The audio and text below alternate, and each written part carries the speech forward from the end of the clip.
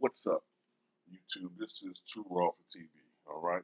So, recently, you've heard a lot of older athletes and analysts, and in general, they usually tend to take a dump on today's NBA. Have something negative to say about the players, the state of the game. You know, Kevin Garnett, however, the recently retired Kevin Garnett, soon to be Hall of Famer Kevin Garnett, uh, had nothing but praise and adulation when it came to talking about today's NBA. And he said that the game is in a great place right now.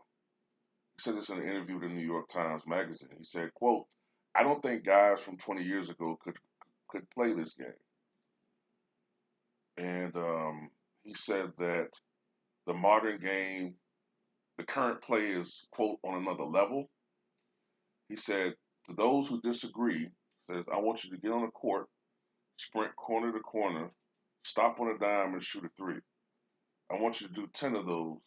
Then I want you to focus on how tired you are because these players do that for 48 minutes." Then he also went on to say that even with guards of his era, he think they would struggle. I don't know if even the guards from 20 or 30 years ago could play it at this time right here. It's creative. It's competitive. It's saucy. You'll get dropped. A motherfucker will cross you over and break your ACL these days. The game is in a great place. Now, first of all, let me say this. Uh, I don't like the way the game is played. I've made it. I've said it before. I don't. I just don't like the way that the game is played.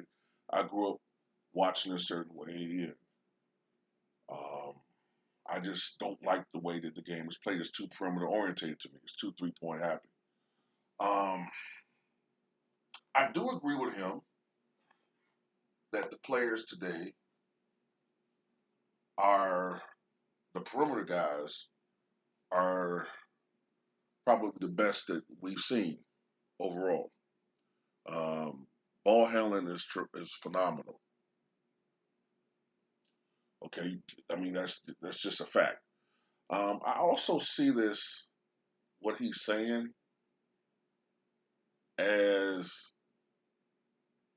maybe maybe it's oblique, but it's a indirect shot at Charles Barkley and Shaq, who have recently been very vocal in how they don't like the game.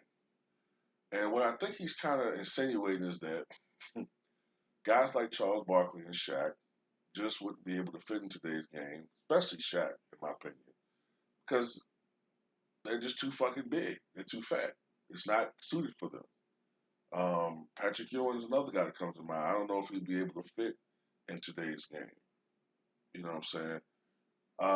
Not the Ewing and the Shaq and the Barkley that we watched, the game that we watched.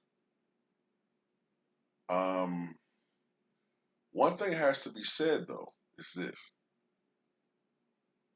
defenses have purposely been handcuffed so that offensive players are able to perform on a nightly basis these amazing talents that they have. Okay? That has to always be emphasized as well. Because if we have the same defensive rules set in play that we have had since, well, technically they outlawed handshaking in 1979, but they didn't really enforce it until the 90s. Started enforcing into the 90s, mid 90s, and they really got rid of it by, what, 2004, 2005, I think. But if they didn't do that, and we still had handshake, and he was still able to pick up guys from, the full length of the court like they used to do back in the 80s, especially the 90s. It became more focused on defense. Because remember, the game has done a complete 180 on defense in the last 20 years. Let's not forget that. Okay, the game has done a complete 180 defensively. If I'm not mistaken, Joel Embiid and AD are the only big men in the top 20 in scoring. Okay, when I say big men, I mean power forward and center. If I'm not mistaken, they're the only big men in the top 20 in scoring. Maybe Zion too. I'm not sure where he ranks. He might be just off the cutoff. But I'm mentioning this for this reason. Contrast that to the 99 season. 14, 14 of the top 20 scorers were power forwards or centers. That goes to show you how much the game has changed and why what Allen Iverson was doing in that era was so amazing. Okay. So we have to keep that and always in the back of our minds. Yeah, these guys are doing amazing things that we've never seen before, but we also have never seen defenses this handcuffed ever. Okay. And it's limiting to only play defense with your feet. You only can do but so much. Okay. You only could do but so much. You used to be able to physically bully people and knock them from spots that they want to get on the floor, keep them from getting in spots that they want to be on the floor, and keep them off stride and just get to them psychologically, physically. You can't do that anymore. That aspect of the game is out of it. So you always have to bring that up. Okay. Um, Another thing, let's not act like this is the fastest pace era in NBA history. It's not. The fastest pace era in NBA history was the 1960s, where you didn't sprint from one end of the court on down to shoot three. You sprint from offense to defense all night. Uh, you know, that's back when teams actually ran plays, motion, offense, where guys were, getting into their teams were actually coaches were actually coaching, getting into their sets to get set guys up to score, motion offenses. Imagine an offense today where it's not just a bunch of guys standing around 3 point line. So let's not get it twisted. A lot of times we watch these games, these guys aren't always just sprinting up and down the court.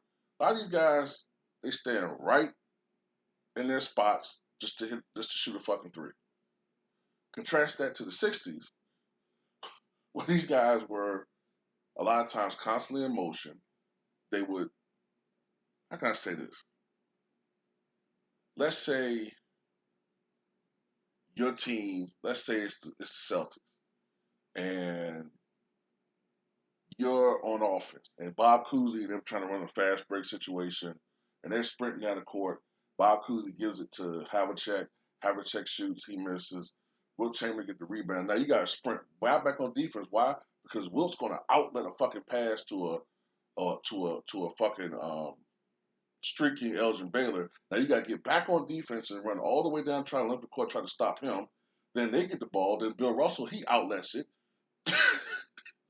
All you're doing is running up and down the court all day. Have you seen those games from the '60s?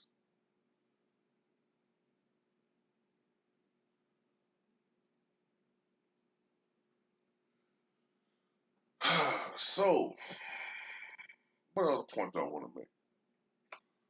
That's right. Kevin Garnett came of age in 1995, right? So, his formative years in the NBA, the old men ruled the NBA. By that, the Chicago Bulls, Jordan was 35. That last year, Pippen was 32. Robin was 37.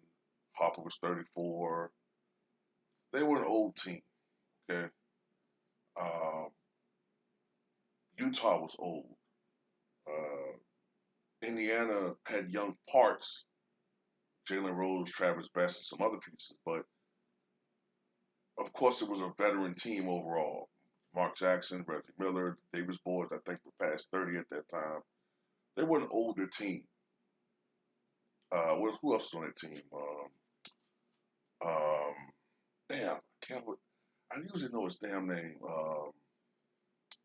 not Mullen, who was on the team as well. What's the guy's name, man? Derek McKee. Derek McKee, another veteran. Houston, Charles Barkley, Clyde Drexler, Elijah Warren.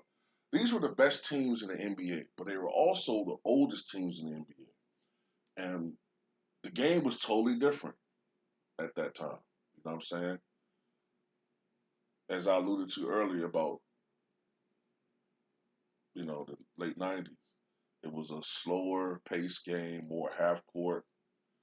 Um, Final score just to be like 78, 75, you know. So that kind of carried over into the 2000s.